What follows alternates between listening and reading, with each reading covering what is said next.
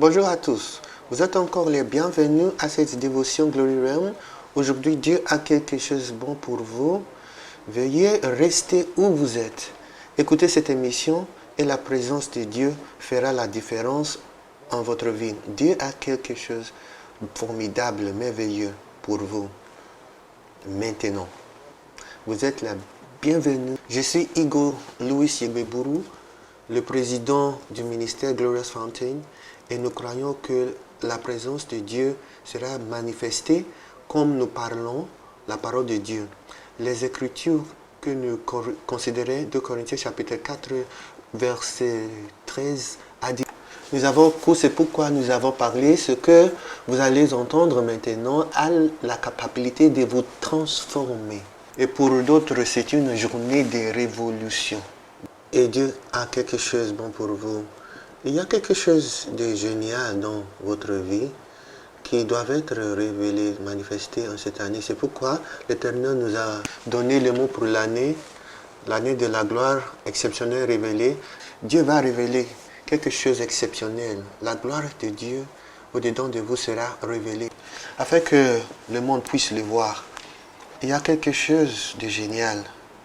Même si personne ne peut le voir, Dieu l'a mis au-dedans de vous. Il y a quelque chose de génial qu'il va manifester au monde. Il faut seulement laisser faire sa volonté. La Bible dit que l'entrée de la parole de Dieu illumine et donne la sagesse au simple. Tournons votre Bible, si vous avez une Bible là-bas, tournons à 2 Corinthiens, chapitre 4. Et aujourd'hui, nous allons lire verset 2, comme nous avons fait hier. Et regardons à ce que dit la parole de Dieu. Nous avons rejeté les choses honteuses, les pensées secrètes, les sentiments, les désirs, et les méthodes et les actes que l'on cache. Les méthodes que l'on cache. Nous ne falsifions point, nous ne altérons point la parole de Dieu. Non, nous ne faisons pas ça. Mais nous nous recommandons à toute conscience de l'homme devant Dieu. Oui. En la présence de Dieu. Oui. C'est très grave. Il y a beaucoup de gens qui font beaucoup de choses, non parce qu'ils réalisent qu'il y a un Dieu qui examine tout ce qu'ils font. Il y a un Dieu qui examine toutes leurs voies. Ils vivent sans la crainte de Dieu.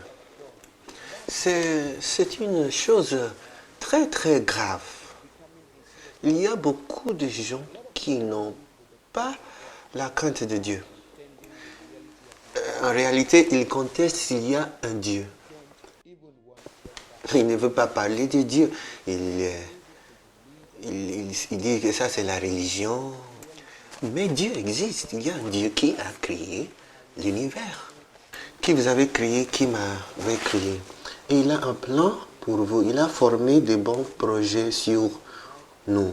Et si vous voulez vivre une vie qui vaut la peine d'être célébrée, il faut vivre selon la parole de Dieu. C'est pourquoi la parole de Dieu dit, un chapitre 4, verset 2, nous avons rejeté les choses honteuses, c'est-à-dire nous avons tourné le dos, afin que le monde sache, nous ne menons plus une telle vie.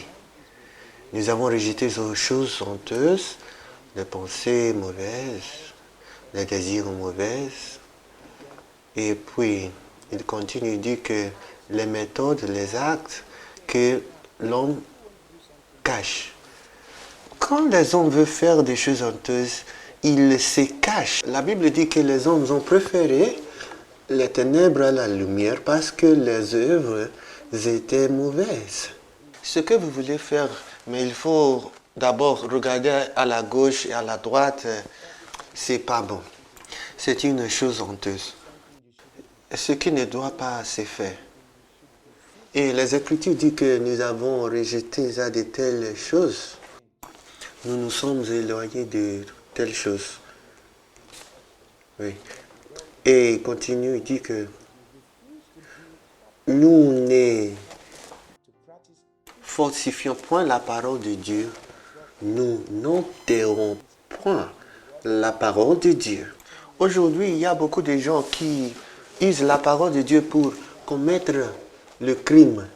Même ils commettent la fraude.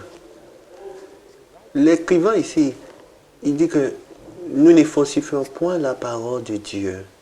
Il dit nous refusons. Il est possible d'utiliser la parole de Dieu pour frauder. Nous avons décidé de ne pas enterrer la parole de Dieu, de ne pas le falsifier. Quand on rencontre le Seigneur et tu as rencontré la lumière brille au-dedans.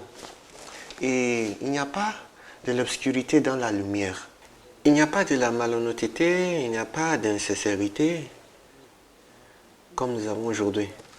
Si vous avez découvert qu'il y a de l'insincérité, de la malhonnêteté en votre vie, il y a des choses dont vous avez honte, ça veut dire que ça montre que vous avez besoin de l'aide du Seigneur. Laisse-lui entrer en votre vie. La Bible dit en Jean chapitre 1 que la lumière brille dans les ténèbres et les ténèbres n'ont la pas comprise. Maintenant, la gloire de Dieu viendra en votre vie et vous donnera une gloire exceptionnelle. Prions ensemble, dites, Seigneur Jésus, pardonne-moi ma vie honteuse. Aujourd'hui, je réalise que j'ai besoin de toi. Aie pitié de moi. Délivre-moi de cette vie honteuse. Renouvelle-moi. J'ai entendu que tu es mort sur la croix pour moi. Aujourd'hui, je reçois l'expiation que tu as fait sur la croix. Le sacrifice pour mes péchés.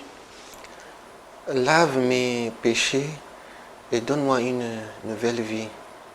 Sois le Seigneur de ma vie sur chaque pensée, chaque désir. Règne en moi. Je te reçois comme Seigneur aujourd'hui. Merci Jésus pour m'avoir exaucé. Alléluia. Si vous avez prié cette prière-là, vous venez d'être né de nouveau. Les ténèbres, ils ont été dissipées. Et vous êtes nouvelle en Christ. Tout ira bien en votre esprit, en votre âme. Jusqu'à la prochaine fois. Que Dieu vous bénisse.